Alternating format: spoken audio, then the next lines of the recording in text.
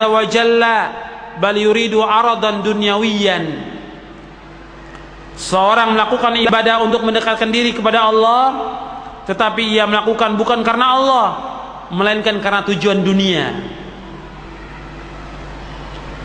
Imam Al-Qurtubi rahimahullah berkata, haqiqatur riya talabu ma fid dunya bil ibadah wa asluhu talabul manzilati fi qulubin nas. Hakikat riya adalah mencari apa yang ada di dunia dengan ibadah, dan pada asalnya adalah mencari tempat di hati manusia. Jadi riya adalah melakukan ibadah untuk mencari perhatian manusia, sehingga mereka memuji pelakunya dan ia mengharap pengagungan dan pujian serta penghormatan dari orang yang melihatnya. Ini dijelaskan oleh Al-Hafidh dalam kitabnya Fathul Bari di juz yang ke-11.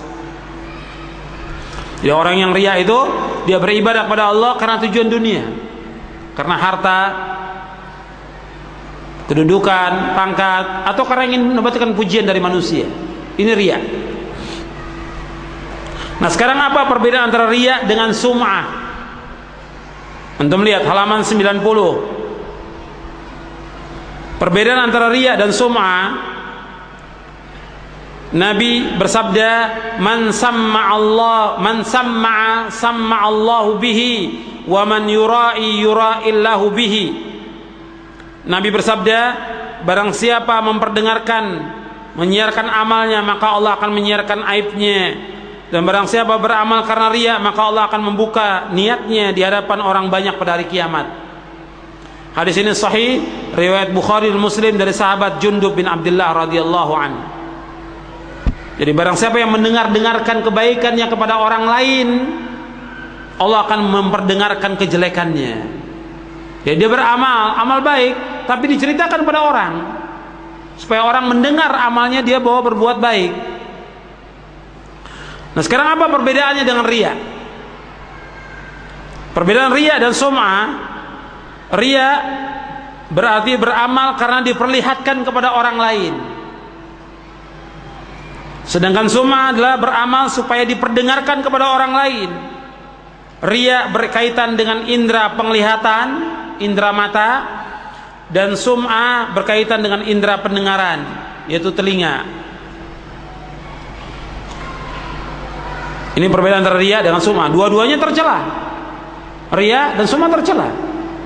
Sebab Nabi bersabda, man samma'a samma'allahu bihi wa man yura'i yura'illahu bihi. Barang siapa yang memperdengarkan amalnya, Allah akan menyiarkan aibnya. Barang siapa beramal karena riya, Allah akan membuka niatnya di hadapan orang banyak nanti pada hari kiamat. Kemudian perbedaan antara riya dengan ujub. Antum lihat halaman 91. Syekhul Islam Ibnu Taimiyah rahimahullah yang wafat tahun 728 Hijriah mengatakan, sering orang menghubungkan antara riya dan ujub. Pada riya merupakan perbuatan syirik kepada Allah karena makhluk, sedangkan ujub adalah syirik kepada Allah karena nafsu. Dan inilah keadaan orang yang sombong. Al-mura'i, orang yang riya, tidak mewujudkan firman Allah, iyyaka na'budu. Sedangkan orang yang mu'jib, orang yang ujub, tidak mewujudkan firman Allah, iyyaka nasta'in wa iyyaka nasta'in.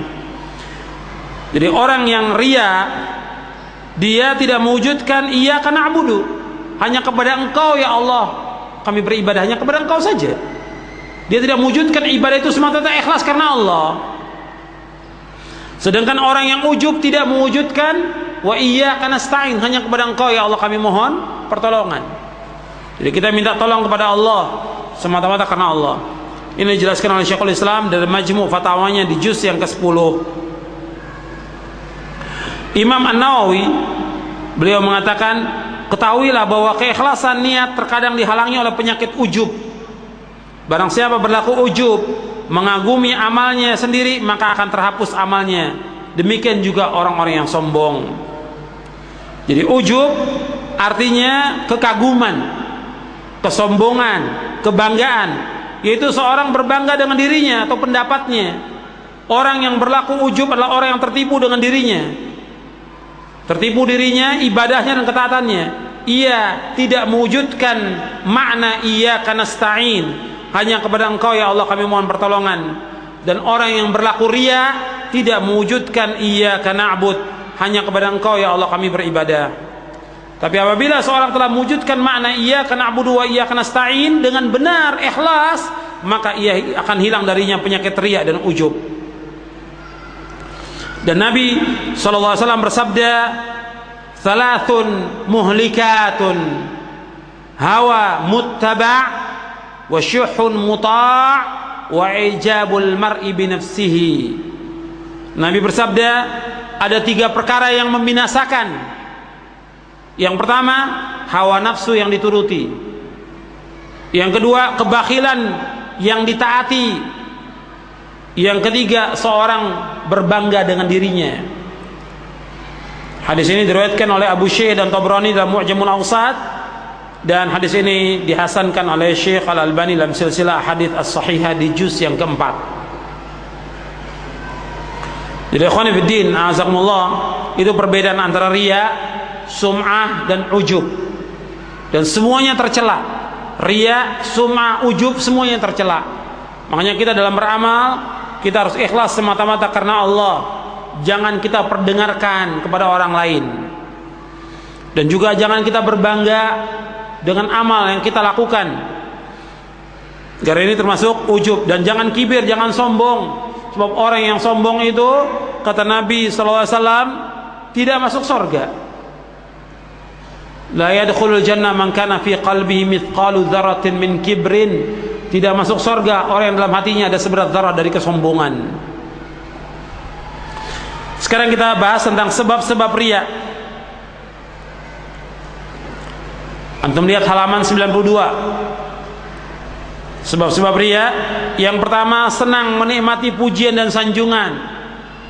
Ini perhatikan ya, jangan sampai kita menjadi orang yang senang dipuji atau disanjung.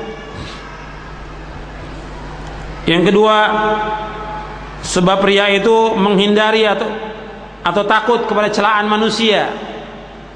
Dia tidak mau dicela oleh manusia. Yang ketiga, tamak, sangat menginginkan apa yang ada pada orang lain. Ini sebab-sebab riya.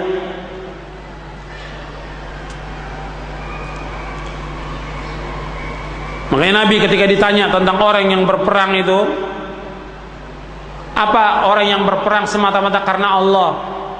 Kalau seandainya dia perang ingin dipuji, apakah termasuk ikhlas atau tidak? Nabi menjawab, ar-rajulu yuqatilu lil maghnam, war-rajulu yuqatilu liyudhkar, war-rajulu yuqatilu liyura makanahu, faman fi sabilillah? Faqala Rasulullah sallallahu alaihi wasallam, man qatala litakuna kalimatullahi hiyal ulya fahuwa fi sabilillah. Ada seorang bertanya kepada Rasulullah, ya Rasulullah, seorang berperang karena ingin mencari ghanimah, harta rampasan. Seorang berperang ingin dikenang, dan seorang berperang ingin dilihat kedudukannya. Mana yang dimaksudkan dengan fisabilillah? Dijawab oleh Nabi, barang siapa yang berperang dengan tujuan untuk menegakkan kalimat Allah yang paling tinggi, maka itulah fisabilillah. Hadis ini sahih, diriwayatkan oleh Bukhari dan Muslim. Kemudian selanjutnya kita masuk kepada ciri-ciri dan tanda riya. Halaman 96. Ciri-ciri dan tanda riya sebutkan oleh para ulama, diantaranya oleh Ali bin Abi Thalib radhiyallahu an, orang yang berlaku riya memiliki 3 ciri. Orang yang riya memiliki 3 ciri. Yang pertama, dia menjadi pemalas apabila sendirian. Yang kedua, dia menjadi giat jika berada di tengah orang banyak. Yang ketiga, ia menambah kegiatan kerjanya jika dipuji dan berkurang jika diejek. Ini ciri dan tanda riya. Jadi malas kalau dia beramal